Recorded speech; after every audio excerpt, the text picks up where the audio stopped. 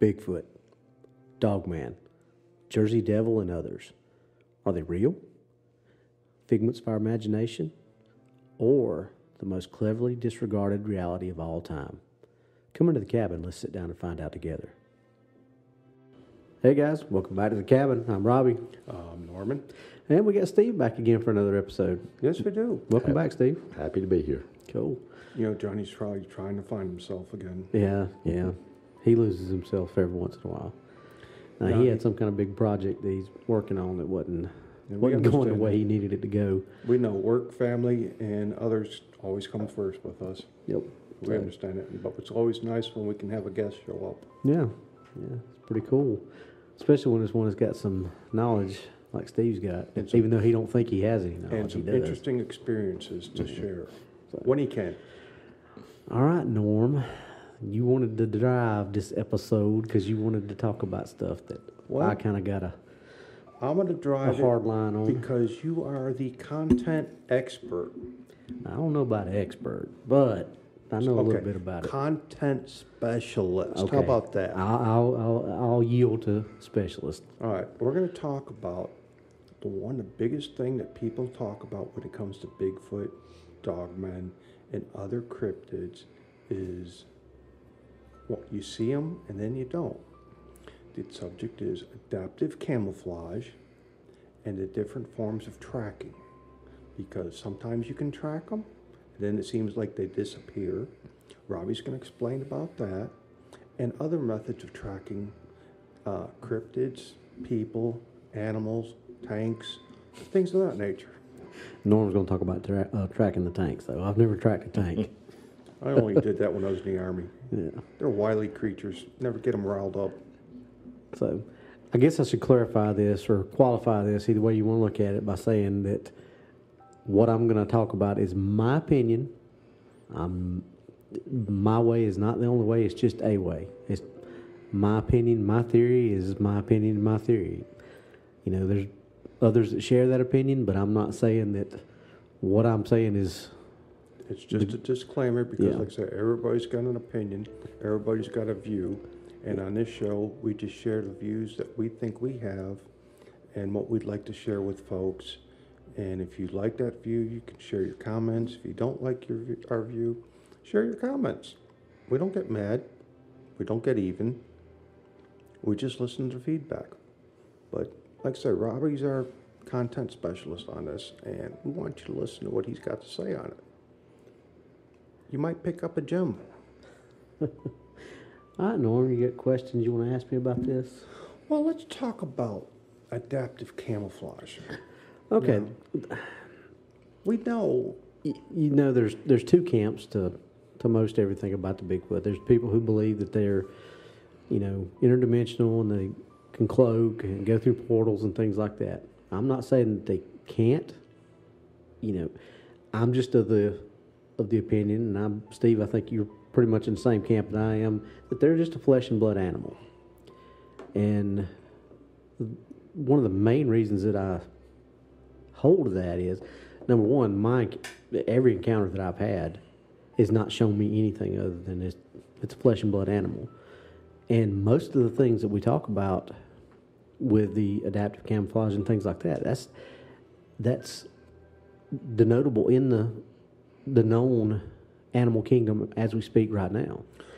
Well, like in the last show, when you and Johnny had that encounter, you both had a different perspective, where one seen golden highlights and you seen a different color hair. Mm-hmm.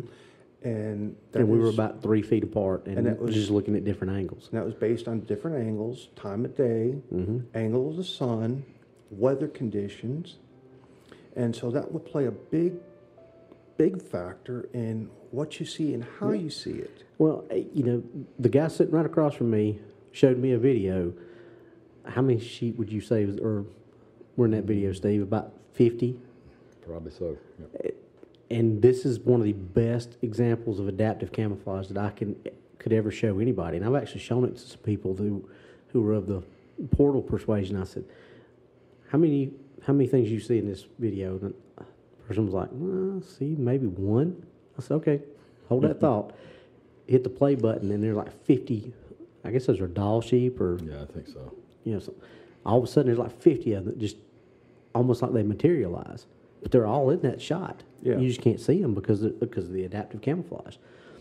The fans of this show that watch DAX Machina, when we had MK Davis on the show, he showed us a video, and everybody got to actually see that, of what's believed to be a Sasquatch walking across the screen. This is a black-colored, black-haired, black-furred, whatever you want to call it, animal that's walking in front of a greenish-colored tree with green foliage, and it stops in front of the tree and just completely vanishes. But it doesn't walk into a portal because it never moved.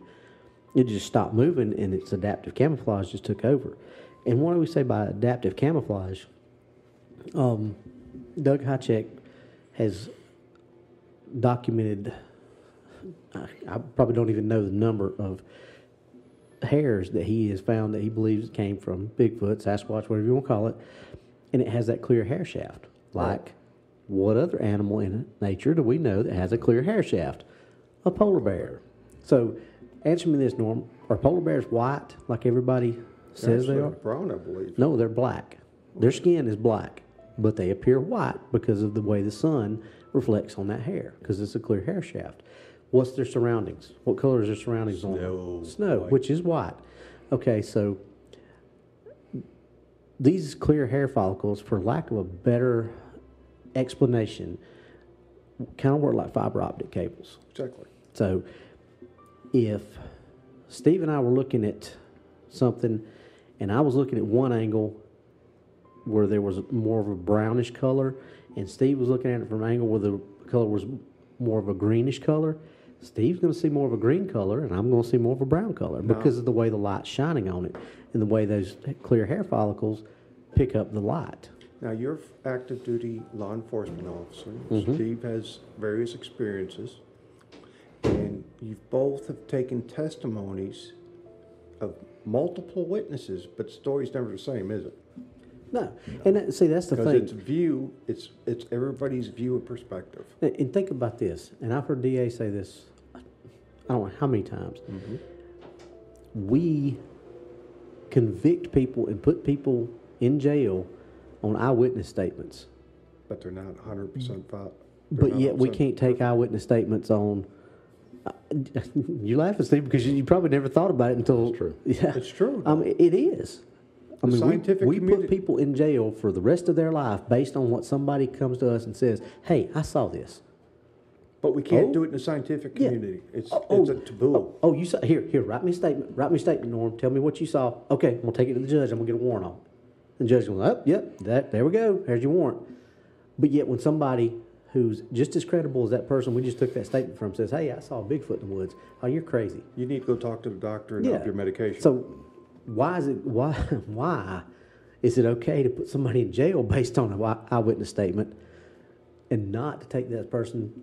Yeah, I can go to conspiracy route on the Well, second. yeah, right. But what I'm saying is, I know what you're saying. it's confounding, is what it is. It is. Because you got doctors, you got police officers, you got lawyers, you got Military businessmen, you got personnel. multimillionaires That have all seen it. have all seen something like this, but We can't believe them. so anyway, we're getting off in a No, you're being honest. yeah, but we're Because getting off on a tangent, kind of getting off the adaptive camouflage witness, part of it. But witness testimony is important because of the fact of what you view and what you see, like you and Johnny. Because Johnny's seeing one thing, you see another, and that's part of the adaptive camouflage. It's all about angles. yeah, and just like that video that MK showed, this was a creature with black colored hair that was stopped in front of a green tree that disappeared. But if I hadn't seen this, I would not have believed it. When I went through my tracking class, they took us out on what would be called a track trap. Mm-hmm. A track trap is something that's really going to hold a track. Right. That's all it is. I mean, it's Soft ground, muddy. yeah, something like that. So we went to where we started our training was on a softball field, and it had rained a day or two before that. So the infield was real nice and soft. So I don't know who did it, but they made the track right there and then drew a big circle around the track. And they got us all out there. And they said, all right, start at 12 o'clock and start walking around the circle and just keep your eyes on that track. And I'm going to tell you, you're looking at the track at 12 o'clock and you keep walking, you get to like 2 o'clock and the track just disappears. You know, where in the world, you know it's there, you just saw it. But because of the way the light plays on it, it freaking disappears. It goes to angles. And then you go back around to 6 o'clock and it starts appearing again. You get back around and there it is again. I did not realize how much light plays a factor in what you see and how you see it. The way that when the angle of the sun coming down, and that's why, you know, when I took fingerprinting and some other things in my detective class that I went through, and they showed us how to take your flashlight and shine it on pane of glass so you can see if somebody's left a fingerprint. You know, I guess I should have made that connection with tracking because it's the same way. It's, depending on how you hold your flashlight, you can see the fingerprint that's left on a piece of glass or even other things. So, angles and light. And different colors of light. Yeah, different. I mean, alternate light sources show different things at different angles. So, anyway, back to the adaptive camouflage. You can take a trained sniper from Force Recon, like Anthony was, you get Navy SEALs, the Army Sniper School, which is probably the premier sniper training school in the world. No, actually, the Marine Corps is. I thought Fort Benning where they train. The Marines actually are the better snipers. Okay, well, either way, I mean, you can take any of these guys. I hate to say it's my alma mater, but it's the Marines. I'd say I was trying to give it to you, Norm, but I got to be honest. But anyway, you can take any of these guys, and you can put them in a ghillie suit, and they can disappear. Especially these guys who've been through the training and have graduated, because besides the other special forces, like, you know, SEALs, Rangers, Delta, that are the broad spectrum, I would say probably most of the sniper schools are your hardest. They are. MOS schools to go through. They are. So these guys know what they're doing. They to pass this class, they have to sneak up on guys who have been doing this a long time and know what they're doing. They got to build a ghillie suit. Make their own. And then they got to be able to low crawl. I forget about how many hundreds of yards, get to the spot, make the shot, and then low crawl back out and not be detected. Exactly. Okay, so why do I start talking about snipers? If we as humans can be taught to disappear in the woods, and Anthony can do it, I know a few others that can do it. I think Steve probably can do it. If we as humans can be taught to do that, what can something that is born in the woods and is born to this and is basically born with its own ghillie suit, what can it do? We'd be bowing to it like to a sensei master. Yeah. Going, teach so me. It's not beyond the realm of possibility to believe that these things are just born with adaptive camouflage. Okay, think of another animal. Think of the carpet shark. You know what I'm talking about? The one with the little tassels hanging off its nose. Tyler, can you pull up a picture of that so Norm can see? I know the folks at home can't see this, but I just want... It's actually called I'm familiar with the concept of the tassels and such. Yeah, it's actually called a wobbegong shark, if I pronounced that right. But you see what I'm talking about? Yeah. That's the one that lays on the bottom of the ocean, and you cannot see this thing when it lays down. It sits there and... Okay, think about a crocodile. Yeah. Big croc, a 30-foot croc can swim up, and all you're going to see is nostrils and eyes. You're going to see about a third of its body. So you can have a 30-foot croc and only see 13 inches. Yeah. That's amazing. The type of unit. So we did adaptive camouflage by strips of cloth, vegetation, and if we went to ground, you wouldn't have seen us. Yeah, exactly. So if we can be taught, and there's other You're not examples, but there's other examples that are already in nature We're just copying it. Yeah.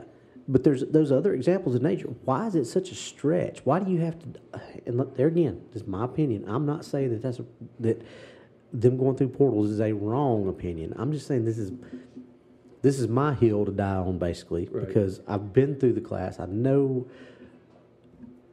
how to track, and we'll get into the backtracking here in just a second. Why is it such a leap to believe when you've got things that already in nature that have this adaptive camouflage? It's like at the last show we talked about science and technology. Yeah. It's magic to people Exactly. because they can't believe it. Yeah. It doesn't fit their worldview. So, Steve, you hunt? No. Norm, you hunt? Tanks. But I've been in camouflage. No, I've never. Okay. I've never hunted. Okay, but have you heard any? Game. Have you heard any hunting stories? Yeah. Okay. Yeah. Have you heard stories of hunters that hunt grizzly No. and what grizzly bears will do? No. Grizzly bears will backtrack. No. You can be tracking a grizzly and all of a sudden it's behind you. Rabbits will backtrack and get behind rabbit dogs and keep running that circle, and they will run these rabbit dogs until they've almost run them to ground, just following those tight patterns. They've got a father in Bugs Bunny. So but the thing is, if these are examples that we see in nature, why is it so hard to believe? Okay, Among a select few, it's acceptable. and I've seen trackways that people have showed pictures of that just that stop, and they're like, see, they disappeared, they went into a portal. Okay, maybe they did, maybe, but I've seen pictures of that where I can look at it and I can see, there's a backtrack in that. If you haven't been through that class, and you haven't, or any type of tracking class, and you haven't seen what it looks like when somebody backtracks, if you're just looking at footprints, it's going to look just like a footprint, and it's going to look just like it is that whatever was walking just stopped. I'll be honest, I was ignorant to that fact until I met you. And that's not because I'm stupid. No, it's just because you didn't know. I didn't know. Exactly. I never would have But thought it. We had that discussion, and I explained it to you, and you're like, I never thought about it that way. So think about it. You're following this trackway, and you go through these. That's why we need to talk to our viewers to let them know about this stuff. But you're following this trackway, and it goes beside this big boulder, and you go on, and it goes about 10, 15 yards past this boulder, and then the tracks just stop. He jumped up on the boulder. Backtrack, jumped up on the boulder, up in the trees, 30 or 40 yards down that way, drops down, and takes off. I mean, it's like... And you're never going to find him if you don't look at that and look at those tracks and say, or know what to look for, and say, oh, there's It's like beam me up. primary Scott. point of impact. If something's walking forward, is going to be heel to toe. Mm-hmm. But if you're backtracking, the primary point of impact is going to be toe to heel. heel. Yeah. But the dispersion of the debris, the transfer, all that stuff is going to be in a different orientation. Because if you're walking this way from heel to toe, you're going to push the transfer, and the dispersion is going to go down into the track, or from the front back. But when you're going the other way, it's going to push it from the heel back. So you're going to We don't give credit to them because we think only man can do that. Yeah, and that's so stupid to have that kind of attitude that, oh, we're so much better. And there again, like I said, I'm not saying that this stuff is not possible, but We have to have more open minds. I am an evidence-based guy. That's what I do. I go where the evidence takes me. And what I have seen, my encounters that I've had, show me nothing other than an animal, a very smart animal, but an animal. I mean, if we can train a tiger to jump through a burning hoop, what is something like that has that type of intelligence? What are they capable of? Very. I mean, True fact. I mean, I'll say that they have a larger scale on the intelligence scale. yeah. Call them an animal. I have my own opinion. And we're not even getting into that. Is it a relative, or what is it? Relic humanoid. Relic humanoid. I'm not even getting into that. I know. Because I don't know that I buy into that. They show the intelligence to do the things that we only associate with people. Yeah, but we've seen we've seen chimpanzees use tools. We've seen, I think baboons have been documented using spears. I don't recall. I know we talked about it before. And I think some baboons or mandrills have used tools at some point in some different. Regardless of that, most of the larger primates have been documented using some type of tool. Exactly. I mean, just think about gorillas with their aggressive display, snapping trees down and picking the trees up and slinging them back, smacking their. I've seen tons of the, Discovery Channel and Nat Geo Wild where they've got a bamboo tree I've seen that. in their hands, and that's basically like using a baseball bat. Well, they taught them sign language. Yeah, I mean, so if this is something that's already known, why is it such a leap?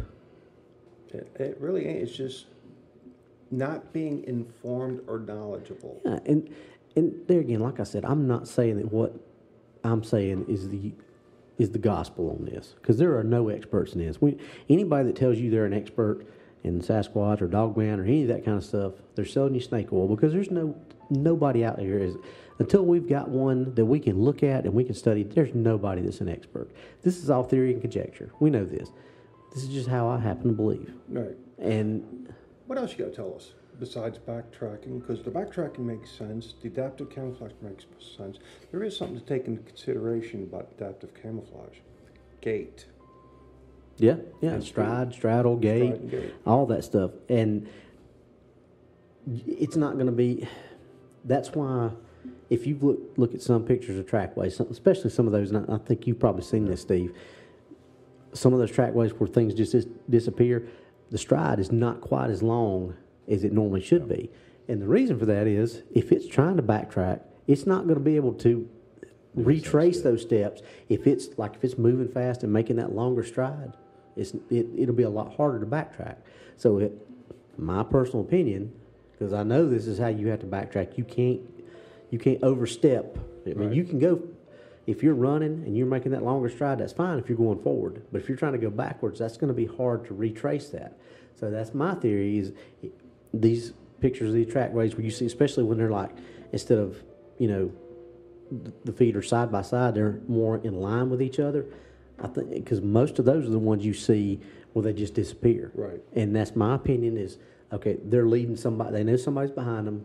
The hairless monkey with the gun is behind them. So they automatically go into that. Okay, I've got to throw this thing off my trail. So I'm going to play them right now. Yeah. So they start, just making normal walking strides. Feet are closer together, because it's a whole lot easier if their feet are closer together in line to line back up when they start taking those back steps. And I think there's a distraction somewhere else usually. Mm-hmm. Yeah, we ran into distractions. So that's my theory on that. What now? Am I right? Who knows? Don't know until we catch one. But it fits the narrative and fits the parameters. What else can you tell us? So we've got stride, backtracking. What else are we looking at? Back to camouflage for a second. I mean, a person can easily disappear in the woods without a full ghillie suit. Oh, yeah. If they understand lighting and where to stay. I mean, Yeah. if you're 2 miles in the woods and you want to disappear and someone's looking for you, you just stand in the right spot, have the right things on, create your own internal camouflage from the wood area. I think you can disappear very easily. Oh, yeah. So, we could go on and on and on about this, about tracking. I mean, Norm, you've heard me talk about it. I can talk about it for... I know, it's one of your favorite topics. Yeah, it is. And I'm not trying to sway anybody to that camp. I'm just trying to say, look, this is my theory, and I think it makes a lot of sense. I listen to some out there theories. There is a company up in Canada, and this company makes a form of adaptive camouflage. It came out 5-10 years ago. If you hold it up, okay, I've seen that. you can't see the person. Mm-hmm. It shows you exactly what's behind you. Yeah, it's a series of cameras that films whatever's in front and replays the image. But yeah, I've seen that. I mean, that's the predator shield that they're talking about. Yeah, it's the closest you could probably get to what a Sasquatch could hypothetically do at its peak. Yeah. So, But like I said, that's just my theory. I think it's a pretty good theory, though. My 2 cents worth on it. And until we can get some more hair samples, get an actual Sasquatch, build a beautiful enclosure for it, and observe it in enclosure. I tell you what, we need to do another show on and kind of What's that? hit on is the wood knocks of what they really are. Steve, you and I have had a discussion about this. That'd be an interesting one. So let's table this one for now, and let's talk about that, because Steve and I got an interesting theory about what wood knocks really are. Okay. And you kind of sort of hit on some of it when we was talking about some cave stuff earlier. So I think you'll really like the deep dive on this one. Hint, hint. Okay. So Next show I won't be here for the next 2 shows, folks. Unfortunately, I got the Band-Aid bus to run, so you guys have fun with Steve, Johnny, and I'll see you in about 2 weeks then. all right, Norm, how they get in touch with us? You can reach us out on Facebook on what's really out there. We have mods and admins that are generally cruising and perusing. They're there to help you out if you have an issue, a question. You need to talk to somebody about an incident, or you just need to talk to somebody in private because you need to deal with something. We've got people there that are monitoring the site. I monitor the site. We're there to help. If you got a question about a show, or you want to suggest a show, please feel free to drop a line, both in chat. We have a chat monitored by Terry. Terry Howard monitors our chats. He generally runs our chats. He likes to chat. Drop something on the Facebook channel itself. Our Facebook channel itself, telling us what you might want to see. Well, you can also drop something on the Facebook channel. On YouTube, let us know if you want to see a topic. We look forward to new ideas, fresh ideas. Give us some comments about what you think about some of these shows. If you think we're doing it right, if you think we're doing it wrong, and what we might need to do better. Reach out and touch us. Let us know what you want to hear from us. Let us know what you want to hear. We're here to help you with any topics that we can that'll make it better for you. Yep, and the only other thing I'll add is we got an email address, what's really out there 2022@gmail.com. Other than that, that's all we got for today's show. We'll see you next time in the cabin, guys. Bye. Bye-bye. Bye. I still say we got pull.